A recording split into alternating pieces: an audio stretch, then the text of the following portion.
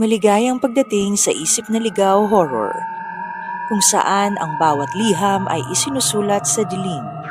At bago natin simulan ang misteryo, huwag kalimutang mag-like, subscribe at pindutin ang notification bell. Maraming salamat. Handa ka na ba?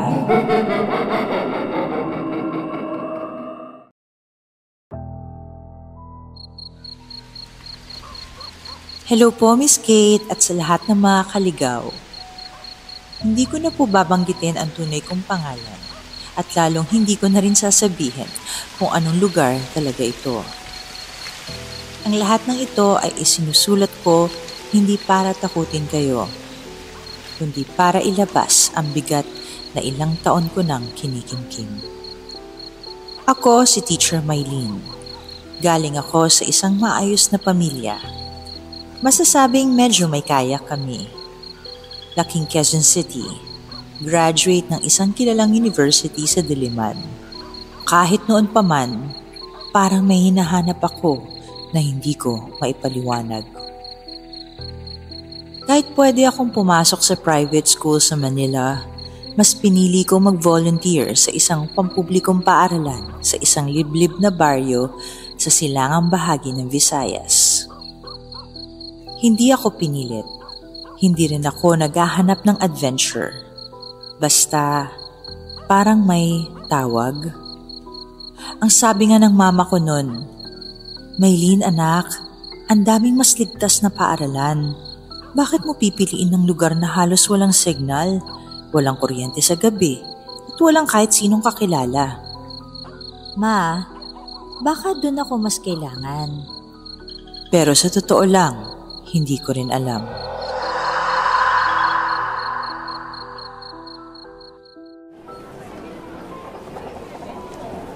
Pagdating ko sa baryo, sinalubong ako ng principal, si Ma'am Letty.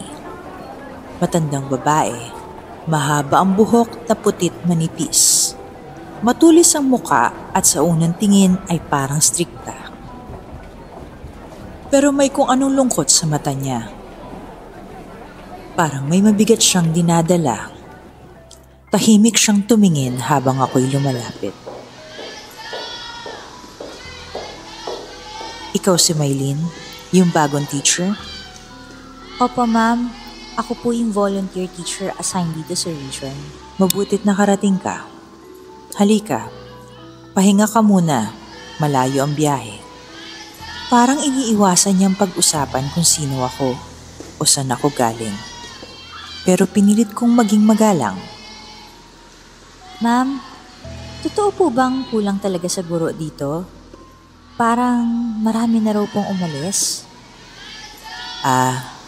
Ganun talaga sa probinsya. Mahirap ang biyahe, laging brown out, walang signal. Lahat ng convenience na nakasanayan sa syudad. Dito, lahat yan, luho.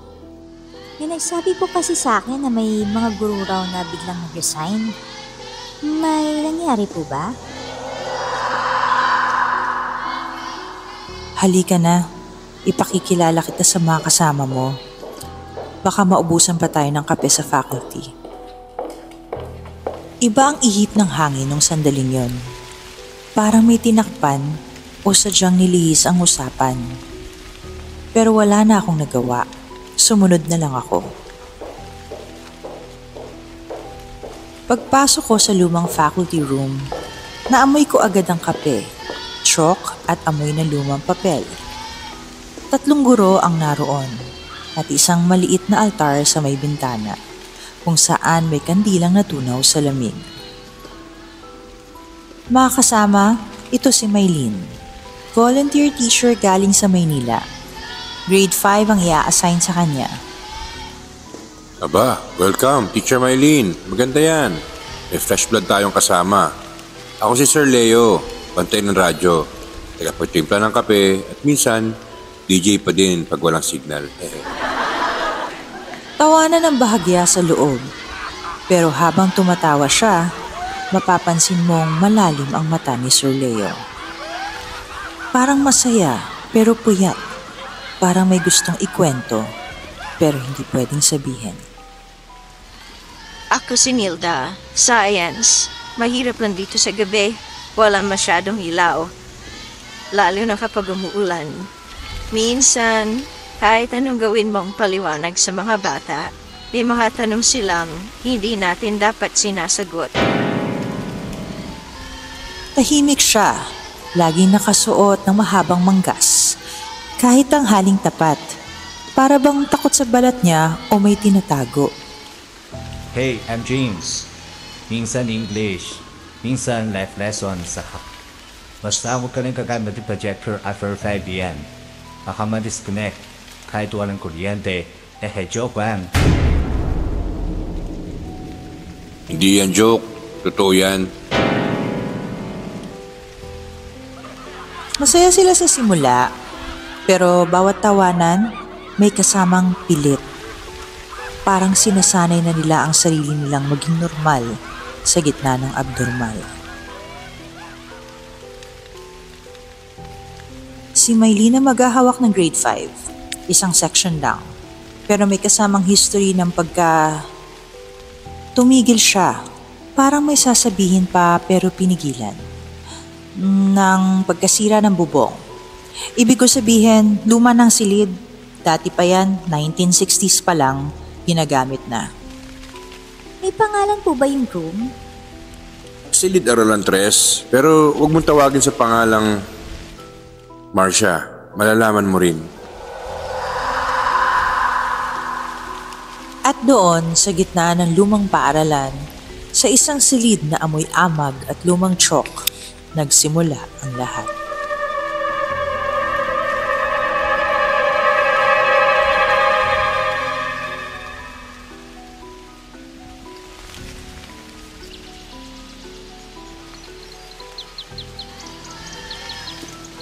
Unang araw ko sa klase, maaga pa lang, nag-igib na ako ng tubig. Dito sa baryo, wala kasing maayos na gripo. Sa likod ng silid-aralan, may lumang poso, kalawangin. Pero malinis ang tubig, sabi ni Ma'am Letty. Pagbukas ko ng classroom, naamoy ko agad ang amoy ng luma. Parang pinaghalong alikabok, lumang libro, at kaunting amag. Tumambad sa akin ang 30 upuang kahoy. May mga pangalan pa ng dating estudyante. Sinulat gamit ang lapis o patalin. Nilinis ko ang blackboard. Inayos ko ang mga mesa. Tiningnan ko ang bintana. Bukas naman ang tanawin, bundok, palayan, at isang puno ng balete sa di kalayuan. Pero sa isang sulok ng silid, may sira sa sahig. Lumulundo. Para bang may bahagi ng lupa sa ilalim na malambot o may kinakalawang na bahagi ng pundasyon. Papalagyan ko to ng plywood. Delikato to sa mga bata. Dumating na ang mga estudyante. Karamihan ay nakatsinelas. Bitbit ang mga lumang bag. May ilan na halos wala ng lapis. Pero masigla sila, masayahin at bibo. Sa gitna ng kahirapan, ramdam ang kasabikan nilang matuto. Ma'am, ako po si Joel. Ako po ang pinakamaingay. Sabi po ng dati naming teacher. Ay ganun? E di sa likod ka muna umupo para hindi ka nanggugulo sa harap. Pero kahit gano'n sila kaingay, may isa akong napansin. Isang batang babae sa dulong sulok. Tahimik, hindi nagsasalita. Laging nakayuko. Suot ang lumang uniforme. Nilapitan ko siya. Hi, ano pangalan mo, Iha? Wala siyang sagot. Pero isinulat niya sa papel at iniabot. Angela. Nakangiti siya, pero malamlam ang mga mata. Parang pagod. Parang matagal na siyang naroroon.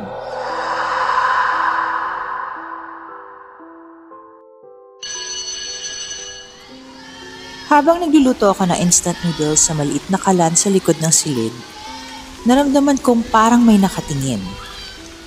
Paglingon ko, Si Angela. Nakaupo pa rin. Hindi kumakain. Hindi umuuwi. Angela, saan ang bahay mo? Hatid kita, gusto mo? Umiling siya. Tumingin lang sa bintana. Doon ko nakita, nakatitig pala siya sa punong balete. Kinutuban ako. Sa tanang buhay ko, alam kong may tinatawag silang bantay na mga punong iyon. At sa probinsya, walang nagtatapon ng basura, lalong-lalo na ng dugo sa ugat ng balete.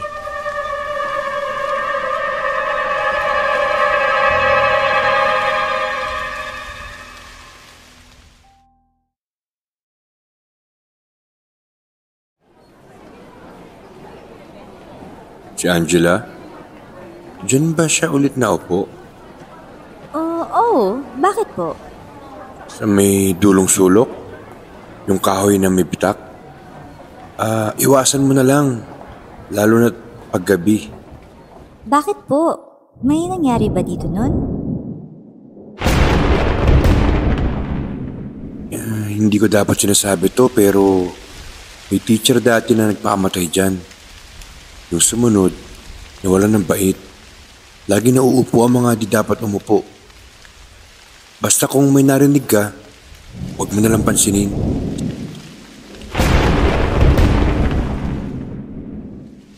Hindi ako mapakali buong hapon. Paglabas ng mga estudyante, pinuntahan ko ang sulok na sinasabi niya. Lumuhod ako. May nakita akong ukit sa kahoy. Angela, bawal magsalita, bawal tumingin, bawal umalis. Nilapitan ko si Ma'am Letty sa opisina para tanungin. Ma'am, sino po si Angela? Hindi ko na maalala. Baka pangalan lang ng estudyanteng makulit nun. Maylene, focus ka na lang sa pagtuturo. Huwag mo nang guluhin ang lumipas.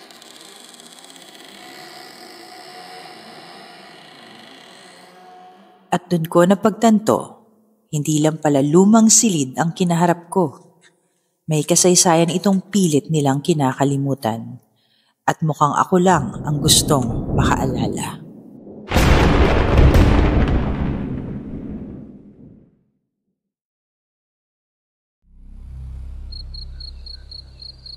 Simula nang mabasa ko ang ukit na pangalan ni Angela sa lumat na bubulok na kahoy, hindi na ako mapakali. Hindi ko masabi kung imagination lang ba o may kakaibang nangyayari talaga. Pero isang bagay ang sigurado, hindi ako nag-iisa sa silid na ito. Bandang 6:00 ng gabi, habang nagsusulat ako ng lesson plan sa dilaw na ilaw ng desk lamp, narinig ko ang sahig na umuuga sa likuran ko. Parang may tumakbong bata. Mabilis. Maiksi ang hakbang. Akala ko may naiwan akong estudyante. Joel? Jennifer? May naiwan ba? Walang sumagot. Tumayo ako at binuksan ang classroom door. Madilim na ang paligid. Maliban sa malamlam na liwanag ng buwan, tumahimik ang hangin. Pero sa hallway, kita ko may isang anino. Maliit, nakatayo, nakatingin lang.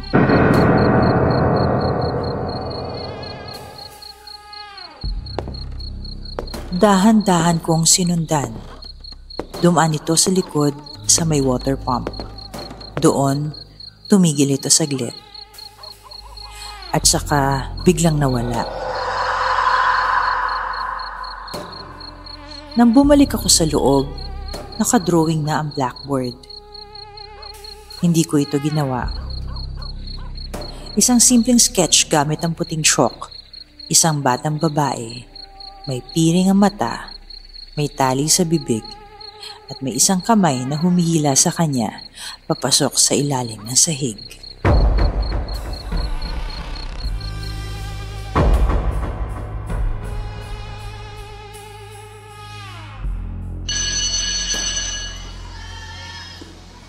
Kinabukasan, inilihim ko lahat sa principal. Hindi ko rin sinabi sa mga estudyante. Pero isang batang lalaki ang lumapit sa akin habang recess. Ma'am, alam mo po ba yung batang babae na nakatira sa ilalim ng sahig? Anong ibig mo sabihin? Sabi po ni Lola dati, may bata pong kinulong dito sa classroom noon. Hindi po siya lumalabas. Sabi po nung matatanda, nandito pa din siya tuwing gabi. Naglalaro daw siya sa ilalim.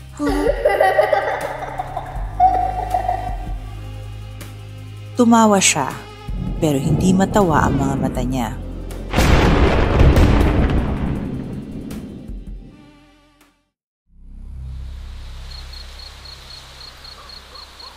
Dumaan ang mga araw, mas lalo akong pinasok ng takot. Mga bagay na nawawala at muling lumilitaw. Mga bintanang kusa na lang bumubukas kahit walang hangin. May isang gabi, habang tinatapos kong grading sheet, nakatulog ako sa desk. Bandang 2:00 ng madaling araw, nagising ako sa tunog ng mga kuko sa pisara. Maikli, paulit-ulit. Walang ya! Sino yan? Tumayo ako at binuksan ang ilaw. Pero wala namang tao. Sa pisara, may nakasulat na tumahimik ka. Sa chalk tray, nakapatong ang isang luma at gutay-gutay na sapatos pambata. Isa lang.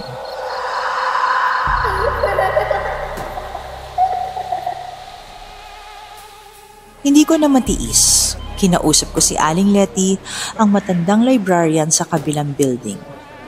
Pinabuksan ko ang lumang record room sa likod ng principal's office, kung saan nandun pa raw ang mga student file ng dekada 80 at 90. Habang binubuklat ko ang mga files, may nakita akong isang folder na kulay pula. Walang label. Nang buksan ko ito, lumang larawan ng isang estudyante, babae. Hawak ang karton ng pangalang Angela M. Rios. Sa likod ng larawan, may note. Deceased, found under floorboards, 1989.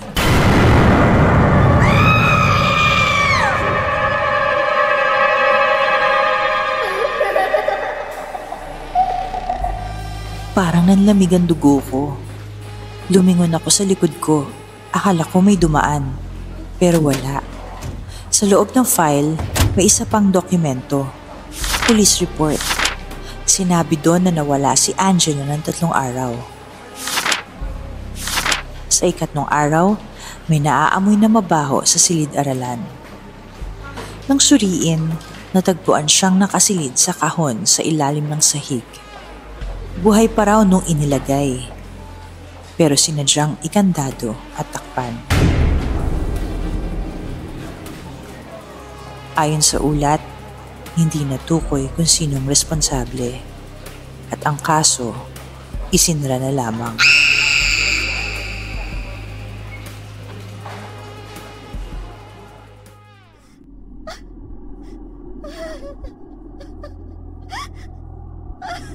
Hindi ako makapaniwala. Walang nagsabi nito sa akin. Pero anong dahilan para itago ito? Anong klaseng katahimikan ang pilit nilang ipinapataw?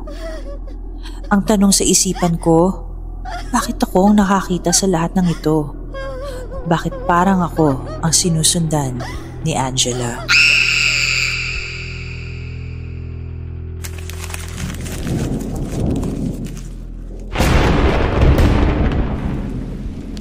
Pagkatapos kong mabasa ang buong police report, hindi na ako mapakali. Hindi lang pala simpleng urban legend si Angela. Totoong nangyari ito. At ngayon, siya ang nagpaparamdam, hindi para manakot, kundi para ipakita ang totoo. Kinabukasan, hindi ko agad pinasok ang klase. Nagkunwari akong may migraine. Pero ang totoo, pumunta ako sa barangay hall. Manong, may alam po ba kayo tungkol sa batang namatay dito sa school noon? Yung Angela? Bakit mo hinahanap yon? Hindi na yan dapat binubuhay. Lumang kaso na yan, Iha. Baka raw mahawahan ka lang ng malas. Sir, ako po ang bagong teacher. Sa silid-aralan kung saan siya natagpuan. Paulit-ulit siya nagpapakita sa akin. Hindi ko kayang manahimik. Yung silid na yon, dyan nagtuturo si Ma'am Estrella. Siya ang advisor ni Angela. Nasaan na siya ngayon? Tagal nang umalis.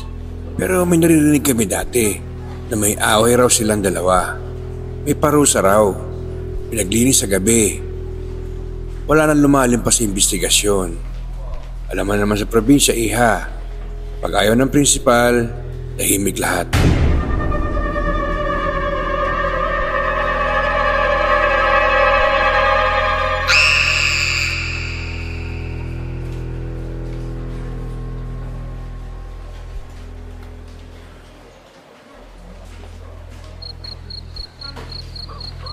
Gabi na naman, ngunit ngayon, hindi ako natakot.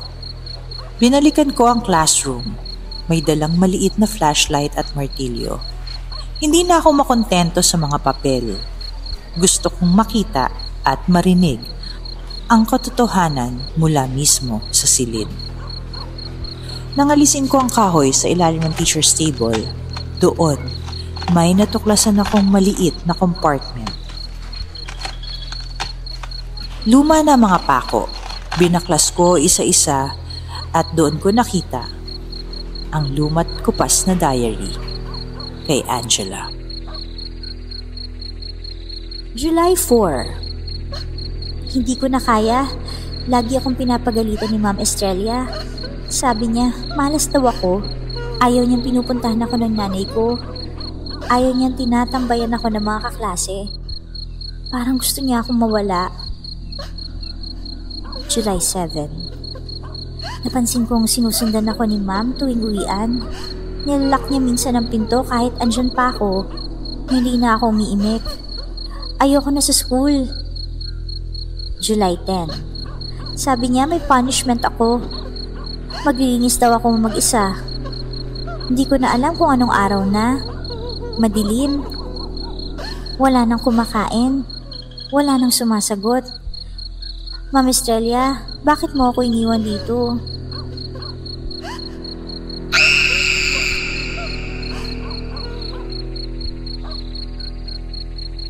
Napatigil ako. Hindi ko napansin na umiiyak na pala ako.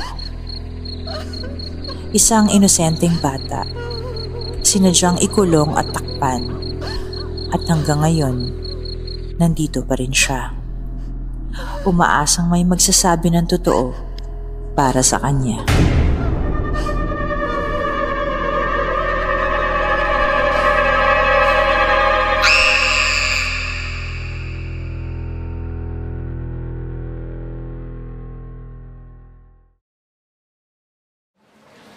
Kinabukasan, bitbit ang diary, humarap ako kay Ma'am Olivia. Tahimik siya, nakayuko. Ma'am, matagal niyo na po itong alam, di ba? Bakit hindi ito isinasa publiko? Maylin, ang papel ng isang guro ay turuan ng bata. Hindi ang hukayin ng patay. May mga bagay sa school na kailangang manatiling tahimik. Pero buhay yun. May pangalan. May pamilya. Ang daming guro ang natanggal dahil kay Estrella. Na-aksidente. Nababaliw.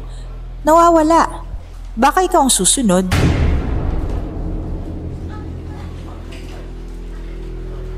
Hindi ko alam kung pananakot yon o babala.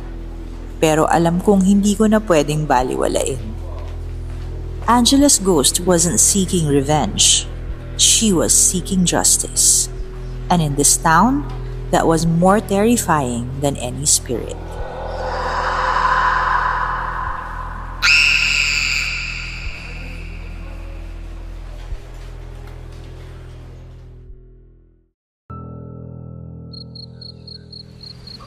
Sumapit ang huling linggo ng pasukan.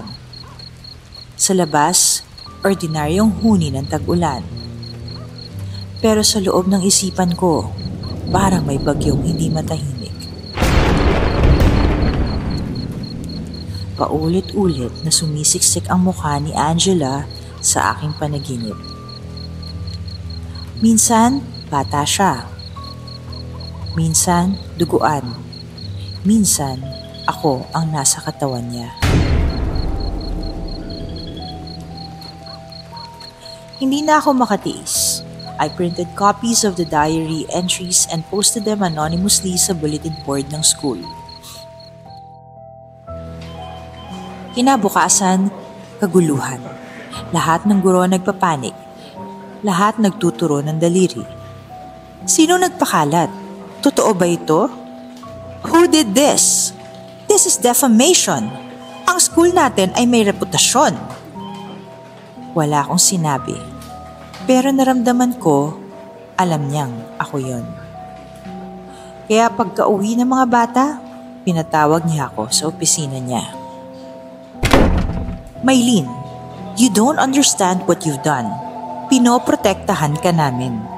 Pinoprotektahan niyo? O tinatakpan ng kasalanan? Huwag mo akong pilitin, Maylene. Hindi mo na siya matutulungan. Pero pwede ka pa naming iligtas. Kung totoo yan, bakit hanggang ngayon nagpaparamdam si Angela?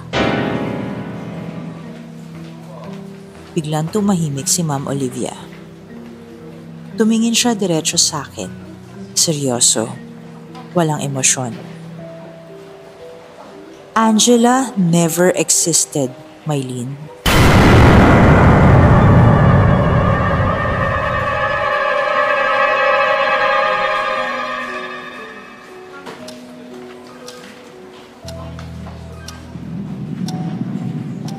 Tumawa ko. Akala ko pinaglalaroan lang niya ako. Pero inilabas niya ang official student records, enrollment logs, class list from 10 years ago. Walang Angela. Walang kahit isang batang may ganong pangalan. Maging ang Ma'am Estrella, walang record na nagturo sa eskwelahan. Imposible. I have her diary. I saw her. Nakausap ko siya. Show me. Dali-dali kong binunot ang diary mula sa bag ko. Pero, blankong notebook ang laman. Walang sulat, walang pangalan, walang petsa.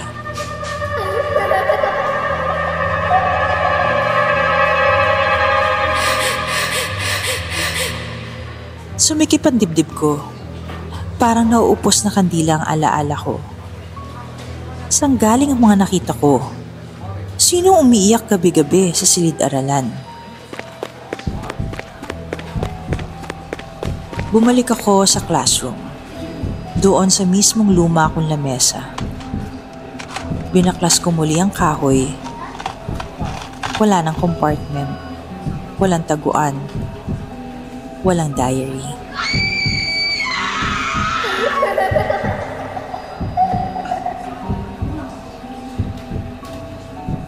Sa pisara, may bagong nakasulat. Malatsok pero hindi gawa ng kamay. Para bang gasgas ng kuko. Thank you for remembering me.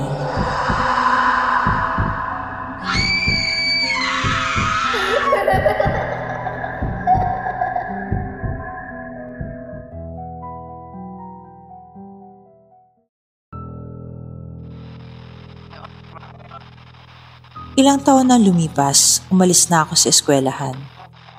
Lumipat na sa lungsod. Ngunit may isang gabi, habang nanonood ng balita, tumambad ang headline. Former teacher arrested after exposing covered death of student in rural school. No official records of student found. Teacher confined for psychiatric evaluation. At sa gilid ng screen, mukha ko ang nakalagay.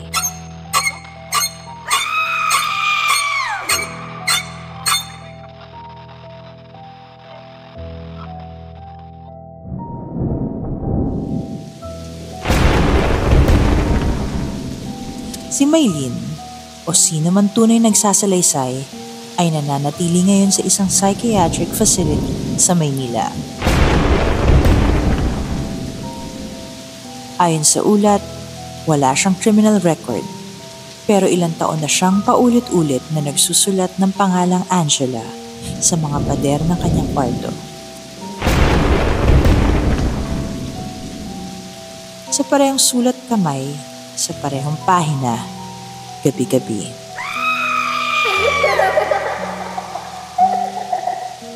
Kung totoo mang may Angela o bahagi lang ito ng imahinasyon, walang may kumpirmadong sagot. Pero kung sakaling dumaan ka sa isang lumang paaralan sa probinsya at may narinig kang batang umiiyak sa hating gabi, huwag ka nang lumingon. Baka inaantay ka rin niyang maalala.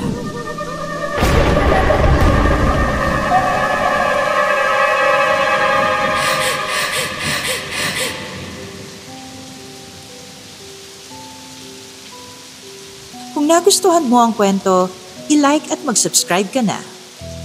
At kung may sarili kang creepy na karanasan, i-share mo sa amin. isipnaligawhorror@gmail.com. Hanggang sa susunod na lagim.